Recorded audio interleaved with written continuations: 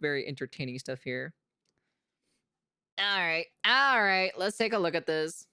I want to see this one where literally the title of the video is from Visual Ventures. It literally says how a Boy Scout turned into a $1.2 billion drug lord. That can't be real. There's no way that's real, dude. I have to see how a Boy Scout became a drug lord. Man, shit, man. Should have gave me that money, to be honest, you know? I have to see this. It's so weird. Such a weird topic to see this one. Oh my god. Oh my The god. biggest I'm super excited. criminal trial in the history of the internet is over this morning. Ross is an exceptional person. He's an Eagle Scout, scholarship student, scientist. He is charged with running a continuing criminal enterprise. 20 years. I want to have had a substantial positive impact on the future of humanity by that time. You got the call, you know, Ross is in trouble, and what went through your mind? In 2013, Kirk and Lynn Ulbricht received some bad news. They found out their son, Ross, was secretly a criminal and that he'd just been arrested. It was like a bomb went off in the house. We had no idea that anything like that was coming. They said Ross was peace-loving and compassionate. What crime did he commit? It sounds like the plot of a movie. A U.S. man was able to hide behind a false identity, operating a sophisticated illegal drug website. Ross created Silk Road, a website where people could buy and sell items like fake IDs, hacked passwords, and harmful substances. Court documents say What? Silk Road sold $1.2 billion worth of and illegal services in just under 3 years. Holy shit. But after Ross was arrested, everyone asked the same question. How on earth did this shy kid from Texas turn into a criminal kingpin who put hits on 6 people? He was like one dude with a laptop that unleashed this thing that kind of metastasized and went over the whole world. This is the insane story of how a former Boy Scout became a $1.2 billion drug lord. My name is Visual Venture. Hope you guys have an amazing day. The innocent Boy Scout. To understand Ross's transformation, we have to go back to his childhood. Born in 1984, Ross Ulbricht grew up in Austin, Texas, with his parents Kirk and Lynn and his sister Kala. Ross always got good grades, and those who personally knew him thought of him as a bright and smart kid. But while his performance in class was amazing, what he did outside of school was even more impressive.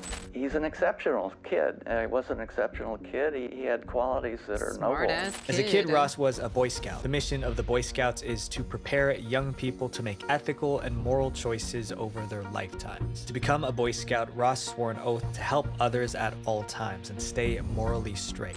He cares about people. He's honest, trustworthy. Ross was so good that he was promoted to Eagle Scout, a position. Well, if he's trustworthy, why did he lie that he had to lie, so, as being a kingpin to a drug lord thing, so I don't think he's that trustworthy, to be honest. Given to Boy Scouts with the best character. Thanks to his good grades, Ross earned a scholarship to the University of Texas at Dallas and majored in physics. From there, he landed a graduate scholarship at Penn State for a master's in material science and engineering. Attending college is normally a good thing, but for Ross, it was the beginning of the end. Because something happened in college that erased his picture-perfect childhood and made Ross the most famous criminal in the short history of the internet. The big question is, what happened? Okay, The I've heard of criminal this was guy. created. Ross's problems began when he was getting his master's at Penn State University in 2008. Back then, he worked as a research assistant and was even on track for a PhD scholarship. But everything went downhill when Ross got involved in campus discussions about freedom and liberty. The main idea was that everyone owns their body and life, so they should be free to choose how they live. In other The brainwashing, I see. He broke the scout code, feed him to the Great Lake catfish. It's the I'll be honest with you, the college stuff in the Western and in America in general has this weird brainwashing thing where they they make you think in a certain way specifically. I don't know. It's just because a lot of young people are still absorbing information and everything, so they haven't really lived fully in life in general. So they kind of absorb this kind of information, and well, Lord and behold, what do you expect?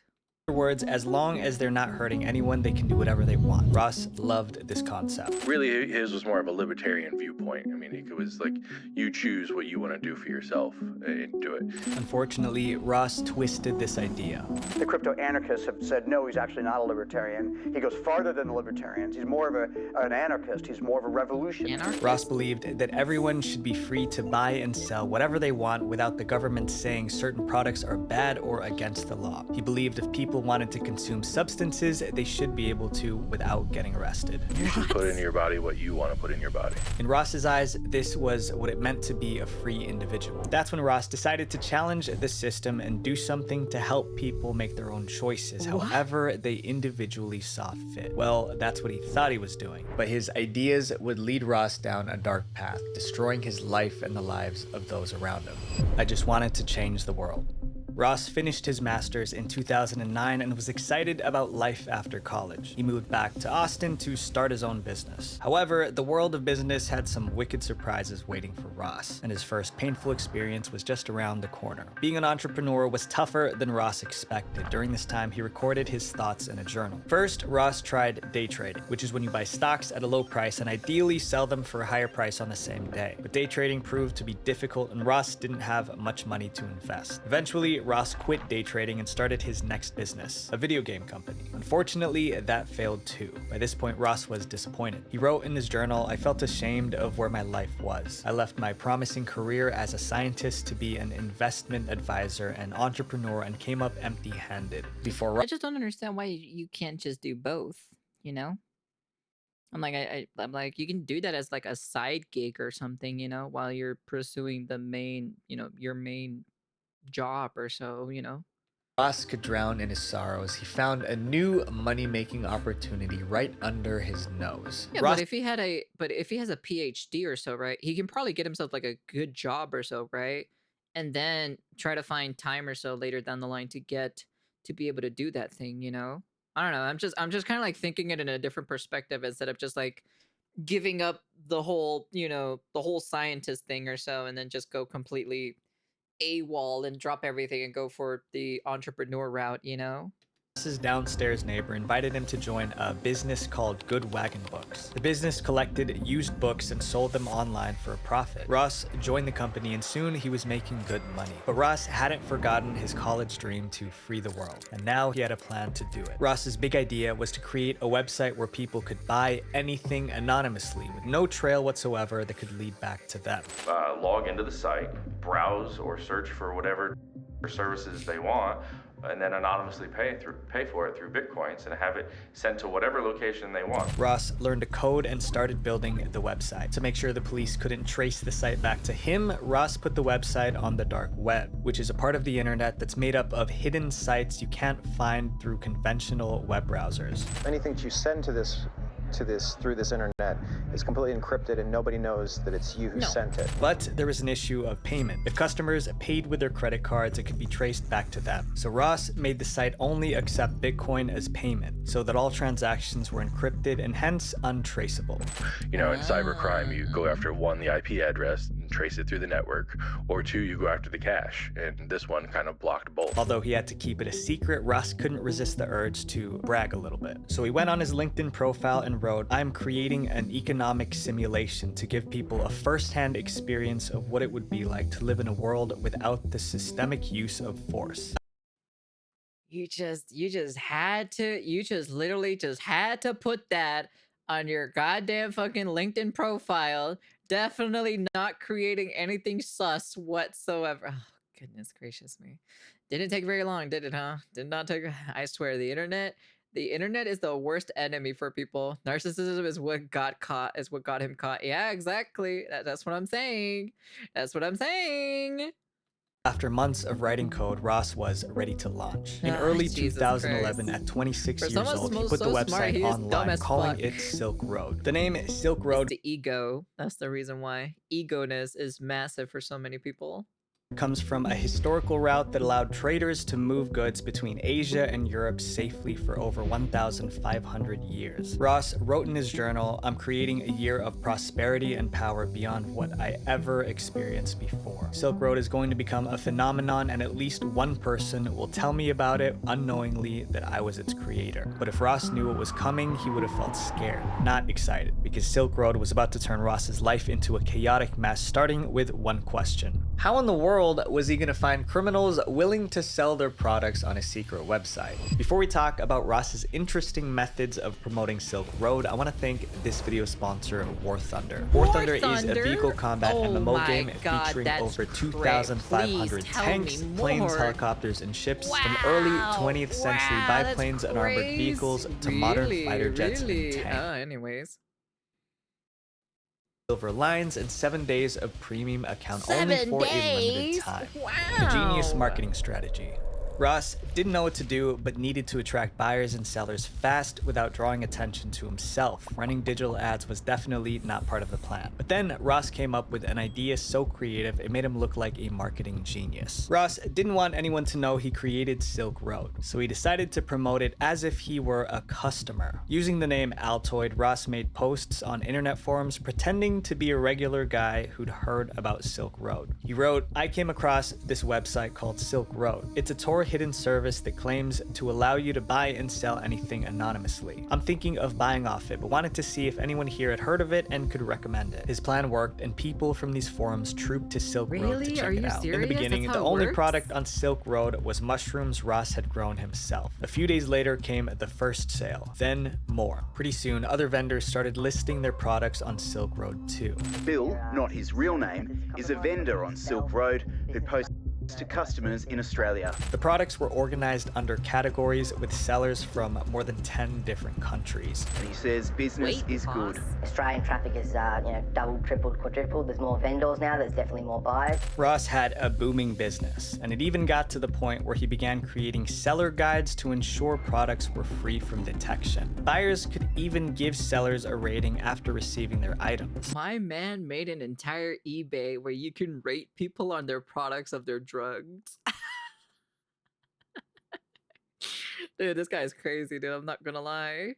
It was the first of its kind, and people sought it out. They realized that this was a new way to do basically like illegal e-commerce, essentially. But before Ross could celebrate, he was hit with a bigger problem, one involving someone Ross deeply cared about, his girlfriend. Ross met Julia Vi when they started dating at Penn State University. She was a freshman, he was a grad student. They were so close that when Ross got his master's degree and moved back to Austin, Vi left school and moved to be with him. However, it started to fall apart when Ross told Julia about Silk Road. Julia hated the idea and was worried Ross could get arrested. But before they could solve the first issue, Silk Road caused another one. As he worked on Silk Road, he began spending more and more time in their bedroom on his computer practically 24/7. Julia said, "A lot of times I was just angry at him because I wanted to go out. I wanted to have fun, and he was like, 'Julia, that's a waste of time.'" Eventually, Julia couldn't take it anymore, so she broke up with Ross and moved out. Julia later said, "Probably one of the main reasons why we broke up was because I felt like he put this insane pressure on me to keep this insane secret." Ross was heartbroken, but he didn't have time to feel sorry for himself, because someone who knew about Silk Road was about to expose the secret website to the entire world. And doing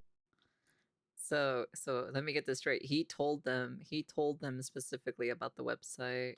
that would put a target on Ross's back, turning from a nobody to one of the most wanted men in America. In June 2011, a blog called Gawker published an article about Silk Road that went viral. Suddenly, millions of new customers were visiting the site.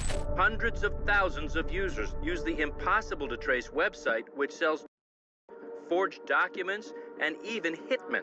It's called the Silk Road. Ross wrote in his journal, "Silk Road got its first press," the infamous Gawker article. You can see right when it happened, a huge spike in signups.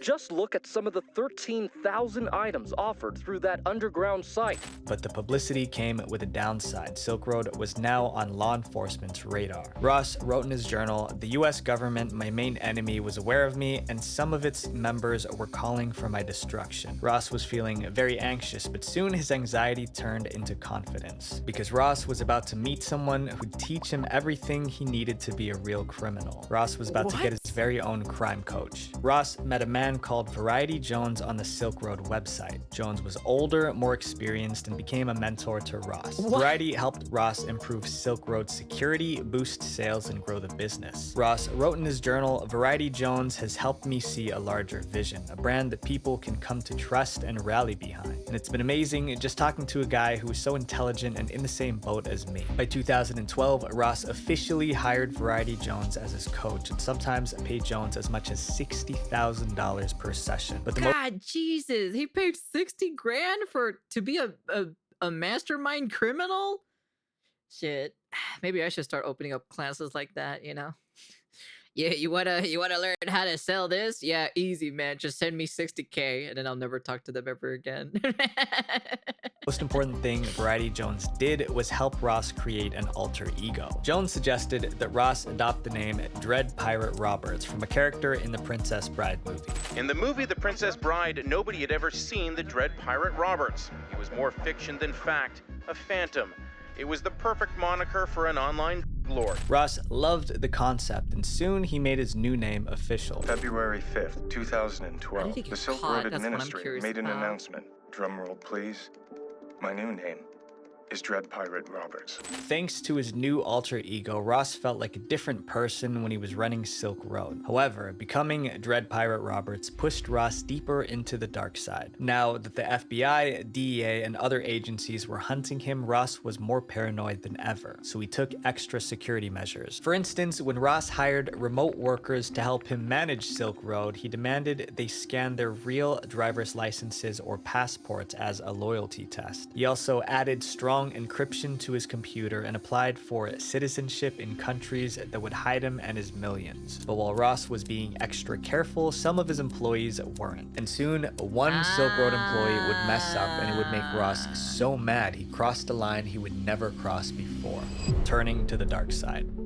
Curtis Clark Green was a Silk Road employee who got himself in serious trouble. In January 2013, Curtis was arrested in a sting operation by the DEA. Two of the arresting agents were Carl Force and Sean Bridges, both Baltimore Silk Road Task Force members. The first agent, Carl Force, had signed up on Silk Road, posing as a seller named Knob. Using this undercover identity, Knob started chatting with Dread Pirate Roberts until they became friends. After Curtis Green was arrested, agents Force and Bridges pressured him to spill everything he knew about Silk Road, so he did. Green told them everything, including his employee login credentials. Green also mentioned that as a Silk Road employee, he had access to Bitcoin in the Silk Road system. But telling these agents about Silk Road Bitcoin was a big mistake, because Mark Force and Sean Bridges had something new in mind. They turned out to be corrupt cops. After the interrogation, Oh, are you serious? Holy crap, what a twist. Oh, did they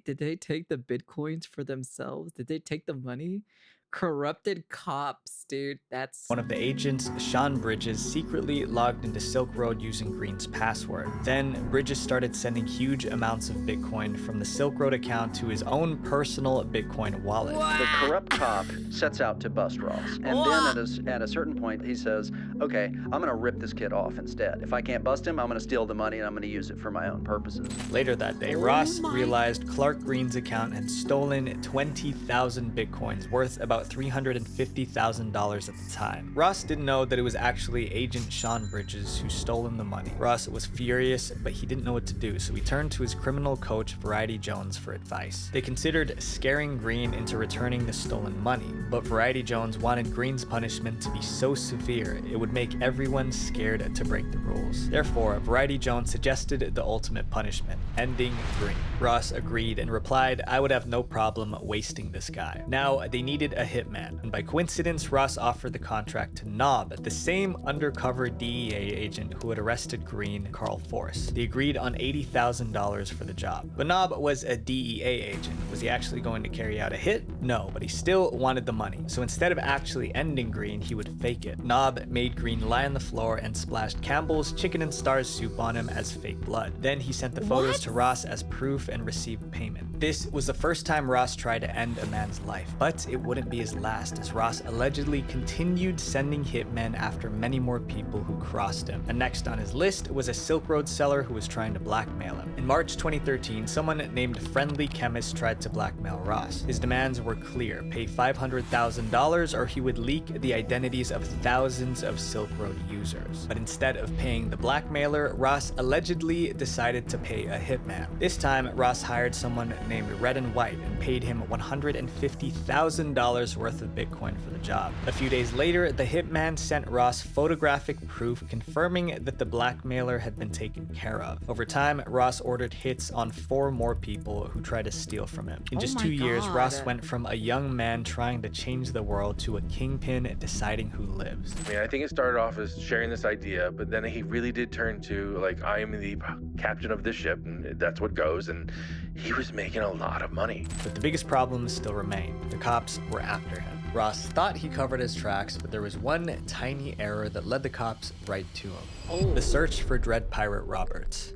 Silk Road was now the most sophisticated and extensive criminal marketplace on the internet, and folks who never thought about breaking the law now could with the click of a button thanks to Tor and Bitcoin technology. Meanwhile, Dread Pirate Roberts was enjoying his newfound fame and even took an interview with reporters. During the interview, Dread Pirate Roberts was certain that he was going to remain anonymous. He was so confident that he was never going to be found. However, he wouldn't have been so confident if he knew what the FBI had just found. It was a small discovery, but it had the power to blow the lid off the entire Silk Road operation. During the summer of 2013, FBI agents noticed a flaw in Silk Road's code. But this wasn't just any coding error. It was an error that leaked the IP address of the Silk Road server. The server was like a big computer that ran and recorded everything that happened on Silk Road. The FBI agents traced the Silk Road server to a data center in Iceland. Turning off the server would have taken Silk Road offline, at least temporarily, but instead of doing that, the FBI decided to play the long game. They made a mirror image copy of the server. This meant the FBI could spy on Silk Road, allowing them to see everything: transactions, private messages, and even records of Dread Pirate Roberts' own activities. That's when they discovered that in just 2 years, Silk Road had processed 1.2 million transactions, generating roughly $1 billion in the process. The information on the server was valuable, but it did not reveal Dread Pirate Roberts' true identity. However, they did find one last thing that would turn out to be incredibly useful. The Silk Road server was run by a person with the username Frosty. We had a computer that we knew the admin was logging into a computer called from a computer called Frosty. So you know when you set up your computer, you name it. Frosty was the main admin coming into Silk Road all the time. But while the FBI was still trying to put the pieces together, someone else had already figured out who Dread Pirate Roberts truly was, and he solved the mystery with only 3 clicks on Google search. Gary Alfred was an IRS investigator with a simple strategy. He wanted to find the first time Silk Road was mentioned online. He figured someone must have told other people about Silk Road before it got big, and that someone was probably Dread Pirate Roberts or someone close to him. So Gary entered Silk Road onto Google and discovered a post from January 2011 on a Bitcoin forum. The post was written by someone called Altoid, who described Silk Road as kind of an anonymous Amazon.com and gave steps on how to find the website. Altoid also made a similar post on shroomery.org. Remember, these were the posts Ross made in his marketing plan to grow the website. Gary made a note that Altoid was the first person to talk about Silk Road online. Next, Gary decided to check out some of Altoid's other posts. He found several, however, one from October 2011 stood out. In that post, Altoid was trying to recruit programmers to work in a Bitcoin startup company. This was interesting because Silk Road could be considered a Bitcoin startup, although this was was all good stuff, it was the last part of the post that blew Gary's mind. It said, if interested, please send your answers to the following questions to rossolbricht@gmail.com. Gary was looking at the name of a real person, Ross Ulbricht. However, Gary wanted more proof, so he browsed the web for more information about Ross Ulbricht. His search led him to Stack Overflow, a website where programmers ask coding questions. In March 2012, someone with the username Ross Ulbricht asked a coding question about Tor, the dark web browser that Silk Road Yeah, you definitely do leave an imprint on the internet or so when you start searching up these things. That's all I gotta say. was running on. First, Ross posted the question with his Smart. real name. He's book smart, but he's not street smart. That's all I gotta say, okay? All right. He may be smart in the educational aspect, but he's definitely not smart on when it comes to the streetwise and how to be very cunning. And less than 1 minute later, he changed his username from Ross Ulbricht to Frosty. Gary didn't realize how important the name Frosty was, but with his final discovery, Gary raced to the FBI to blow the whistle on Ross. In September 2023, Gary Alford contacted the FBI and explained why he thought Ross Ulbricht was Dread Pirate Roberts. The agents thought Gary's discoveries were interesting, but they weren't so sure that Ross, who used to be a kind Boy Scout, was a criminal mastermind. That was until Gary said Ross changed his username to Frosty on Stack Overflow. I said, well, there's one other link I found. I found that Ross Ulbricht was linked to this avatar, Frosty. The FBI agent starts coming in, like, what? What was that? What is this Frosty? Gary didn't know why the FBI agent was fixated on the name Frosty. So I explained to him that's just the avatar he used. You know, I thought it was kind of strange he was asking this question, but then he says that is the name of the user that operates the site, Frosty. The agents began to think Gary might be right. The FBI looked into Ross's life and found more proof that he might be Dread Pirate Roberts. They even found Ross's LinkedIn post where he announced, "I'm creating an economic simulation to give people a first-hand experience of what it would be like to live in a world without the systematic use of force." It's crazy how it just all comes back in a full circle, dude. This is literally how all these criminal masterminds have always it just comes back to bite him in the ass. Even though the FBI believed Ross Ulbricht was Dread Pirate Roberts, they still needed solid proof. They needed to catch him red-handed with his fingers literally on the keyboard. They needed to do it fast before Ross discovered they were onto him and disappeared. Time's up. Within 10 days, the FBI got an arrest warrant for Ross. Then they headed to San Francisco, where Ross lived under the fake name Josh Terry. The clock was ticking and they still didn't Of course, it'd be in California. have a plan to catch him red-handed. The FBI put surveillance on Ross to monitor his daily habits and movements. Of course, they needed to arrest him when he was logged in as Dread Pirate Robert so he wouldn't be able to claim innocence. Finally, the FBI came up with a plan, but it was risky because one mistake could allow Ross to lock, encrypt, or even smash his laptop, destroying the evidence they needed. On October 1st, 2013, plain-clothed FBI agents followed Ross into a public library. It was a quiet day.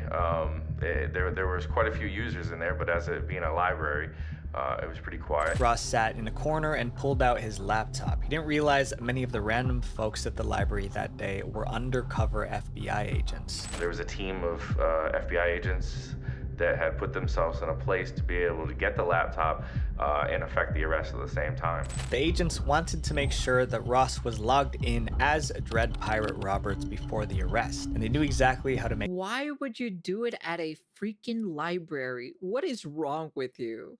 Why?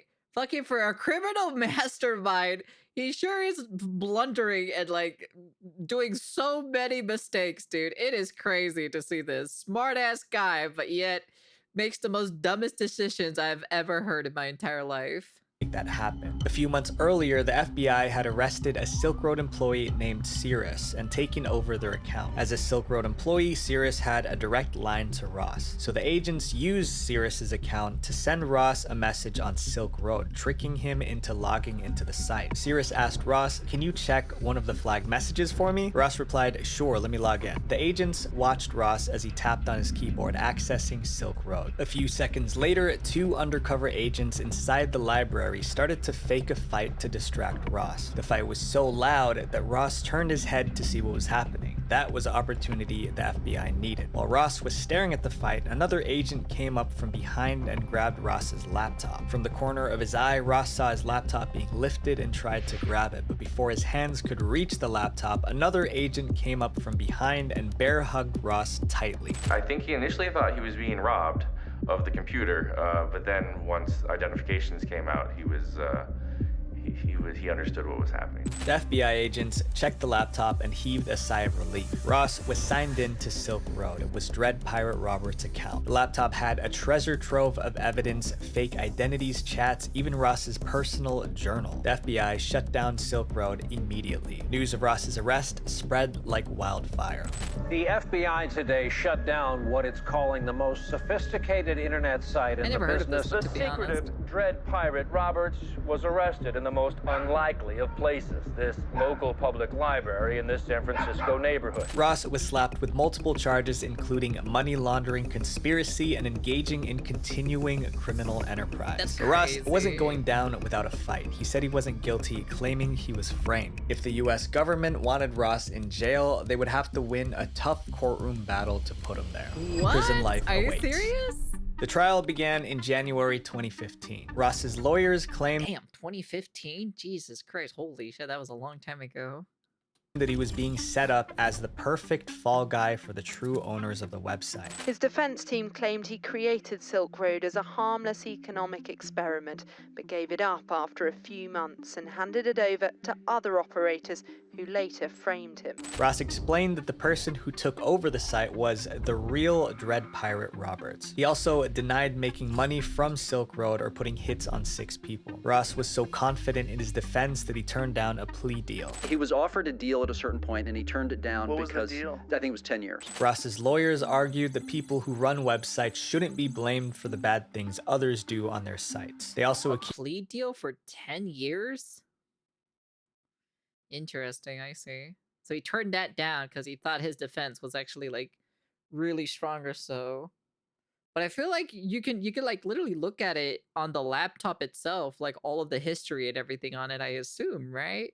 accused the FBI of breaking the law to find the Silk Road server. They have not said how they found the Silk Road server, what methods they used. This is required. And if you don't say how, then how do you even know the evidence wasn't fabricated? Ross's lawyers made good arguments, but still there was a mountain of evidence against him. The prosecution presented everything they found on Ross's laptop, including his journal, which referred to his actions running the site. They also showed more than $13 million in direct transactions from the Silk Road to Ulbricht's wallet, proving Ross did profit from Silk Road. But surprisingly, the prosecution couldn't find any evidence that the hits Ross had ordered were actually carried out, so they couldn't charge him for that. But that doesn't mean Ross didn't put lives in danger. The prosecutors talked about 6 Silk Road customers whose lives have ended because of the substances they bought from the site. The parents of these victims showed up to testify against Ross. On February 5th, 2015, Ross was found guilty on all 7 charges against him. All that remained was for the judge to decide how long Ross would spend behind bars.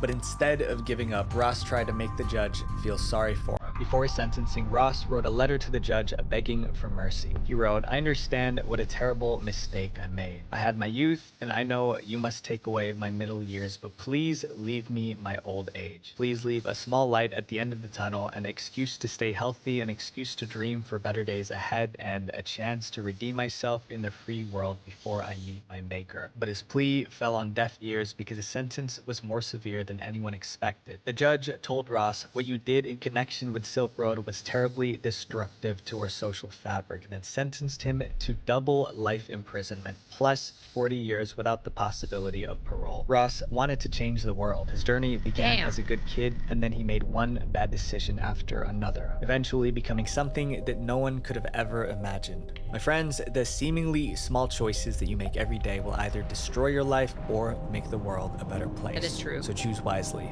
Visual Venture. Thanks a ton The smallest butterfly can have the biggest effect on everything. But you did say that Trump pardoned him last year, so apparently, I don't know if that's true or not, but you can check if that's true or not with your guys' own knowledge on it. But that is pretty crazy. I will be honest with you. That is pretty wild. What a wild story. I never even knew about this one. A Boy Scout turned into a $1.2 billion multi-billion-dollar fucking drug lord kingpin, I guess you could say. Man, what a wild story. That's a good one, to be honest.